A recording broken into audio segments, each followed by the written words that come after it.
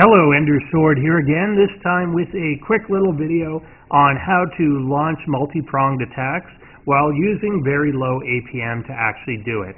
So we're going to look at one scenario for each race and just very easy ways to use the queuing up ability that you have, basically the shift command abilities that you have, to launch attacks in multiple places and really get a good effect out of it.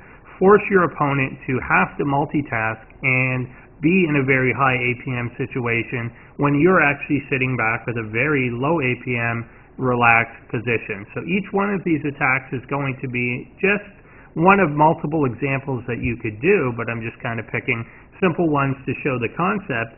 And each one of these is initiated and my hands are completely off the keyboard and mouse during the actual attack itself, and we'll just see how that kind of works out and see if it gives you any ideas.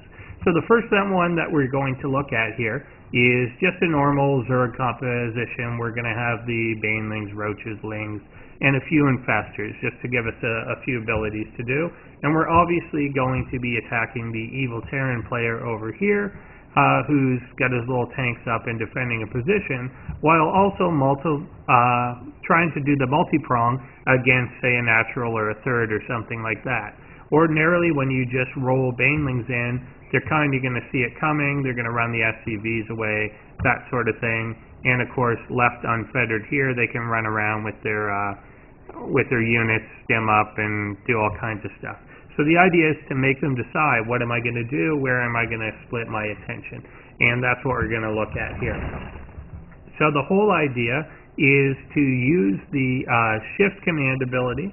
So holding down shift while launching your individual commands can help you actually pre-plan what they're going to be so that you don't actually need super high APM at the time that we're launching the attack. So just keep an eye on what the current APM is as we launch through this, and I'm going to go through it a little slower once we've seen what we're trying to accomplish.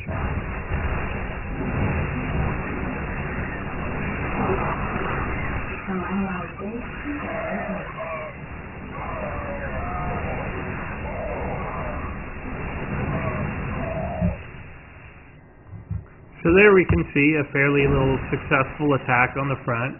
The banelings were able to eliminate all of those SCVs, and while there was a little spike in the current APM, I'll show you where that came from and how easy that actually is to do. But during most of that, we were kind of at like 20 or 30, and by the end of the attack, you'll notice it just dropped to 0 because I wasn't actually issuing any commands during that. So we're just going to rewind a tiny bit, and I'll show you kind of where that little flurry came from and how a lot of this was a result of pre-planning what our attack was actually going to be.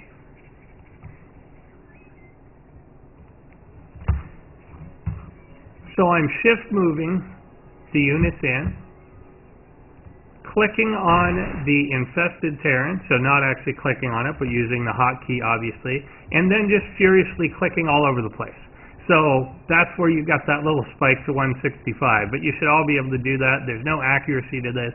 I'm just clicking all over the place. If you want it to get more fancy, you can try dropping them right on the tank, spread them out a little more so you split the fire.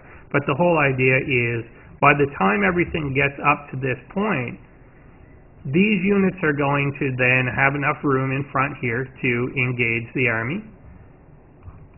The infested Terrans are going to come to about here, the infestors are going to come to about here and then drop their infested Terrans all over the place while still remaining behind the army itself.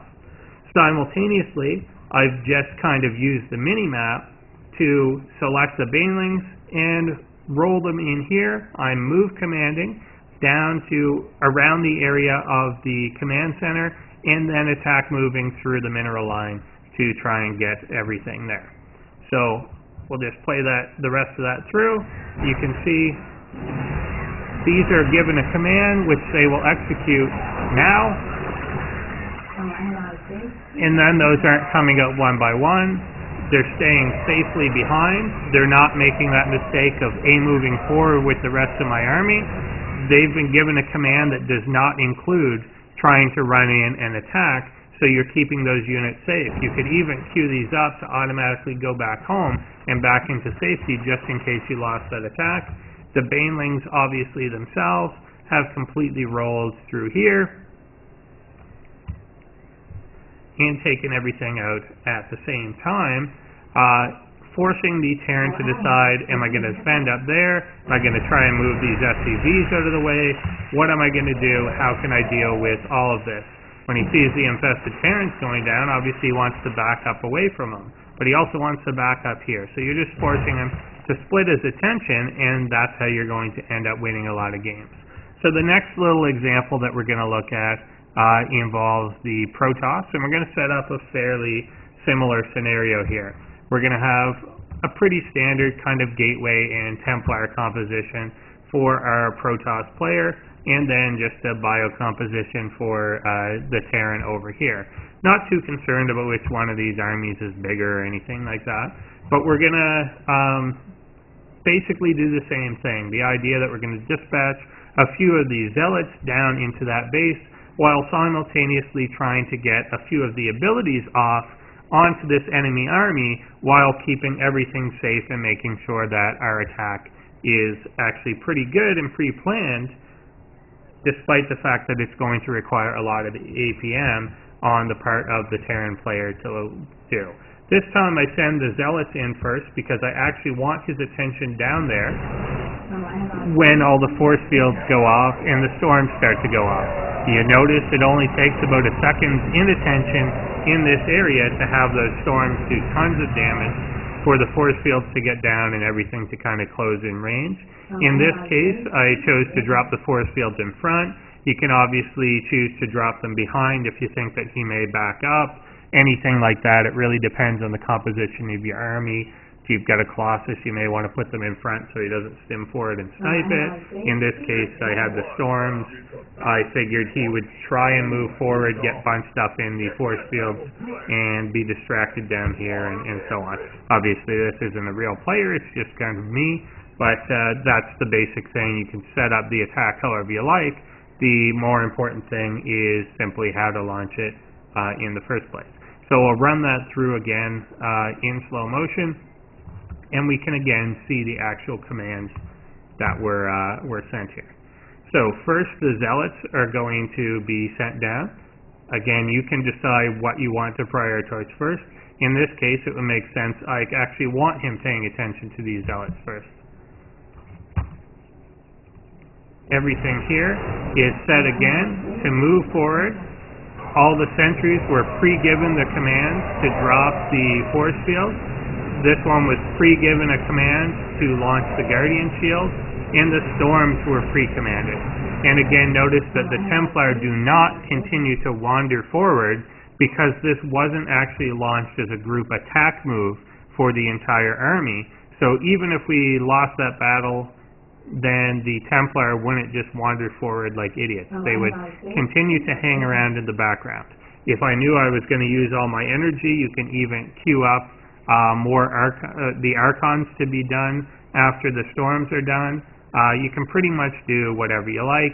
If you had, say, medevacs in the area, you can pre-queue up some feedback so that you're sniping medevacs out of the sky, ravens out of the sky, banshees out of the sky, whatever you were looking to do. So there's, again, this is just an example. There's a lot more options that you can do. So we'll give the Terran their turn to kind of come back and show their example. The Terran obviously is really focused on multitasking just because of these guys. Drops are very deadly, and I'm sure so many of us out there have lost games to just an attack at the front and a drop in the back. And it's just such a simple thing to launch, but there's ways that you can do it good, there's ways that you can do it bad, and there's ways that you can defend it well or not. We're going to look at just the best ways to actually launch that, and a few little tricks that I don't see everyone do, even at reasonably higher levels, so I'm sure it's something that at the lower levels people are missing out on as well. One of the key things that people do is they'll often load up and then throw the medevacs into a control group and the rest of their main force into a control group. And they forget about these guys that are going to be in the medevacs. They just indiscriminately put some of their army in it. But we want to be hotkeying those up in their own control group, and there's a good reason why that is, and we'll see it later as this attack unfolds and we show it later.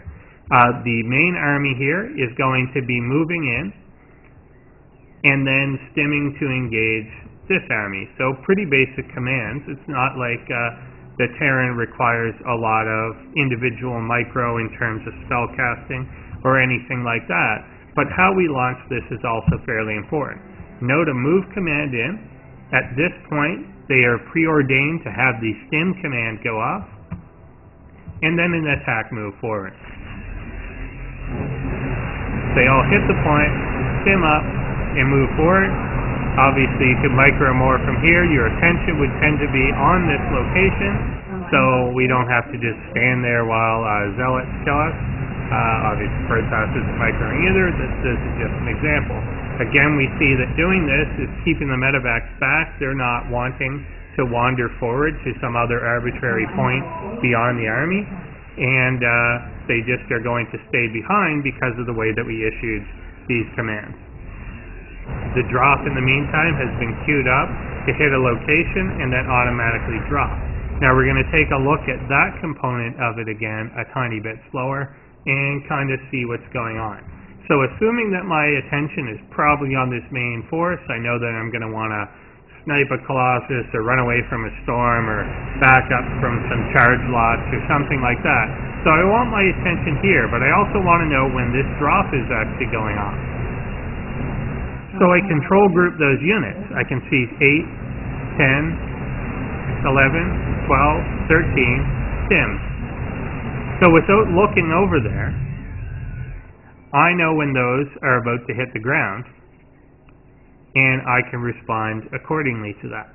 So as that gets launched again, and I'm not looking in this direction, I know when they're coming out, allies are being attacked.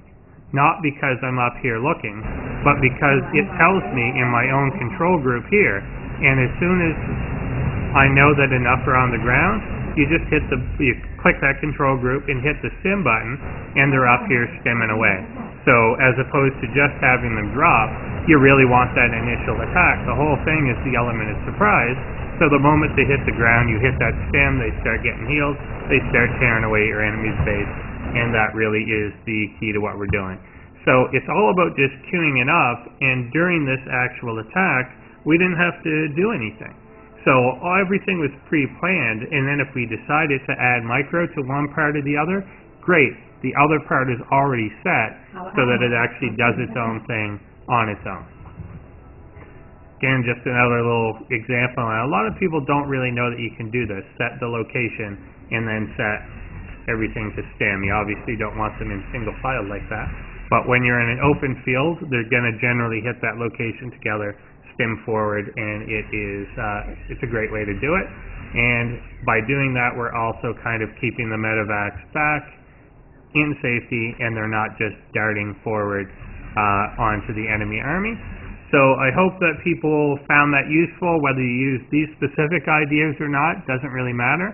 The whole idea is just try and brainstorm a few ways that you can shift queue a few orders together on a couple different groups of forces and really force your opponent to multitask.